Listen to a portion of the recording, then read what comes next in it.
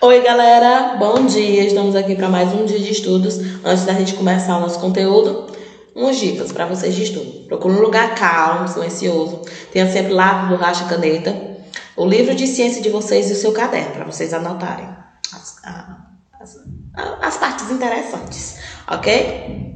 Hoje nós iremos falar sobre os poríferos e os quinidários, ok?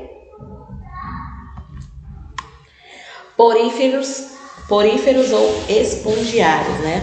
A grande maioria é marinho, uma só família de água doce, são fixos quando adultos, isolados ou coloniais. A coloração várias devido à associação com as algas, acinzentadas, avermelhadas ou amareladas, chegam a ser também transparentes.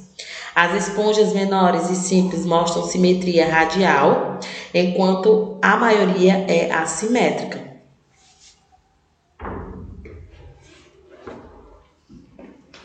Algumas são de grande valor comercial, pois o esqueleto inteiramente proteico é usado como esponja. Após decomposição de todas as células vivas, os poríferos eles constituem o filo mais primitivo dos metazoários, embora sejam pluricelulares. Suas células foram agregadas aos frouxos, não constituindo os tecidos verdadeiros.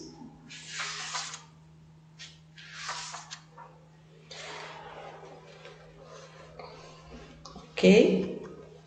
As características deles: a esponja adulta tem o formato de um vaso, fixa num substrato, a água entra por numerosos poros, que são chamados de porocitos, na superfície do seu corpo e, após circular na cavidade do átrio, sairá pelo ósculo, que é a abertura no polo superior.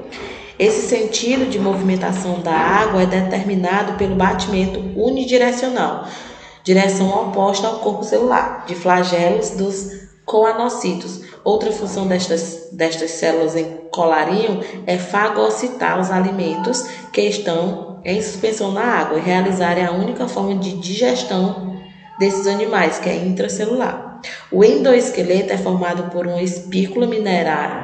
espículas minerais, calcárias ou silicosas, secretada pelas células escleroblastos e por filamentos da proteína espongina.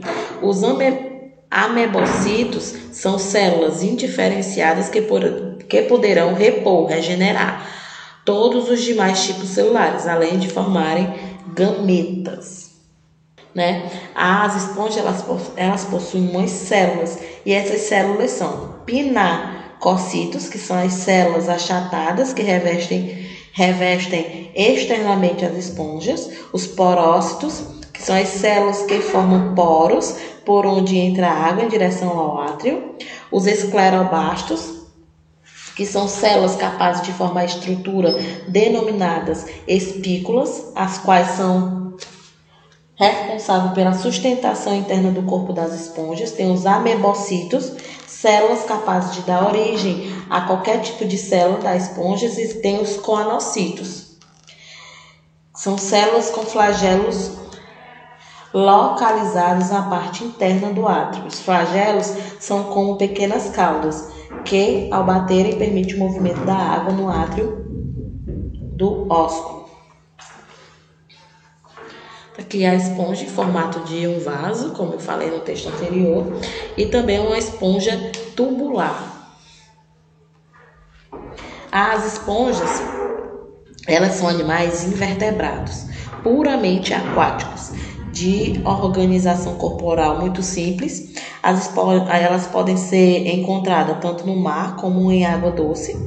Um detalhe interessante sobre as esponjas é o fato de serem animais fixos, né? Ou sésseis, que chamam, sobre uma superfície, como ocorre em rochas do fundo do mar. A reprodução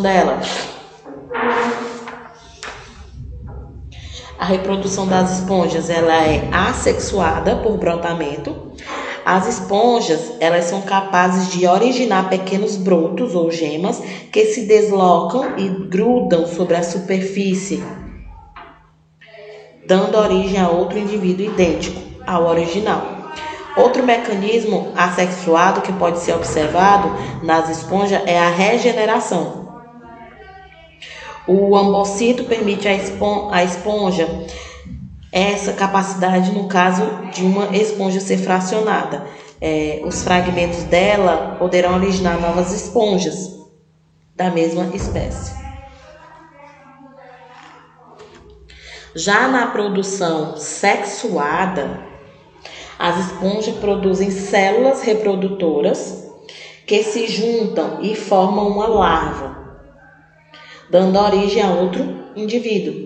Tudo começa quando uma esponja já produz espermatozoides.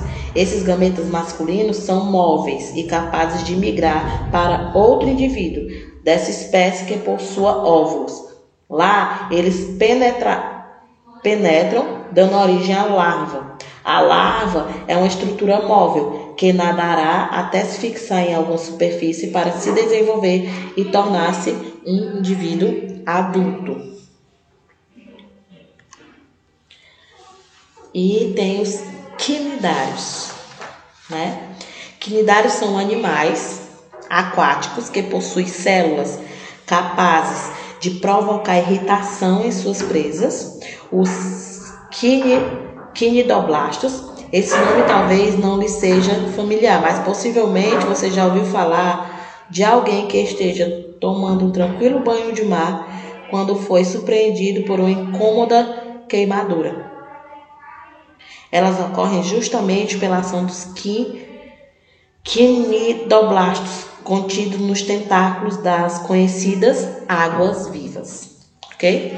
Eles são organismos pluricelulares que vivem em ambientes aquáticos, sendo na grande maioria marinha. Existem mais de 11 mil espécies de quinidários em todo o mundo. Os principais representados do grupo são as águas-vivas, os corais, as anêmonas do mar, as hidras e as caravelas. O habitat principal dos quinidários é o ambiente marinho de águas tropicais rasas. Poucas espécies vivem em água doce, nenhuma é terrestre. Os quinidários apresentam um tipo específico de célula em seus tentáculos, os quinidócitos. Essas células lançam o nematocisto, uma espécie de cápsula que contém um filamento com espinhos e um líquido urticante. O nematocisto é responsável por injetar substâncias tóxicas que auxiliam na captura da presa e na defesa. Em humanos pode causar queimaduras. Os quinidários apresentam dois tipos morfológicos, as medusas e os pólipos. Algumas espécies podem apresentar as duas formas em diferentes períodos da vida. As medusas são representadas pelos organismos natantes, como as águas-vivas, apresentam um corpo gelatinoso em forma de sino, com tentáculos em suas margens e uma boca central. Os pólipos constituem os organismos sésseis, que são fixos, ou seja, fixo a um substrato, apresentam forma tubular, como as anêmonas do mar. Eles podem viver em colônias ou isolados. Os quinidários não apresentam sistema circulatório, digestório e respiratório. O sistema nervoso dos quinidários são os primeiros animais a apresentar neurônios, as células nervosas. Porém, o seu sistema nervoso é bastante simples. É caracterizado por ser do tipo difuso. As células nervosas formam uma rede que fica em contato direto com as células sensoriais e contráteis.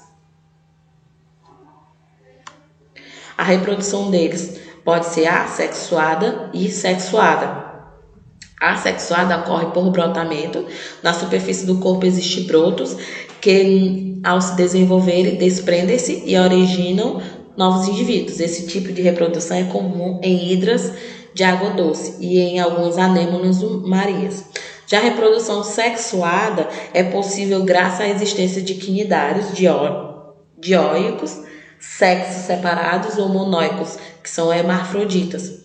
Nesse tipo de reprodução, há uma formação de gametas masculino e femininos. O macho libera seus espermatozoides na água, os quais fecunda o óvulo feminino presente na superfície corporal. Alguns cnidários podem apresentar alternância de gerações e eles apresentam uma fase de pólipo, em que apresentam reprodução assexuada, e outra fase de medusa, com a reprodução sexuada. Então, galera, a nossa aula aqui é até este conteúdo, a nossa aula hoje. Então, se você quiser ver a nossa aula novamente, acesse nosso site www.escolapequenospaços.com.br. Lá vocês terão todo acesso ao nosso conteúdo e também não esqueça de acessar a nossa agenda eletrônica. Lá é onde é postada as tarefas do dia, ok? Não deixem de acessar. Então, um bom dia de estudos e até a próxima aula.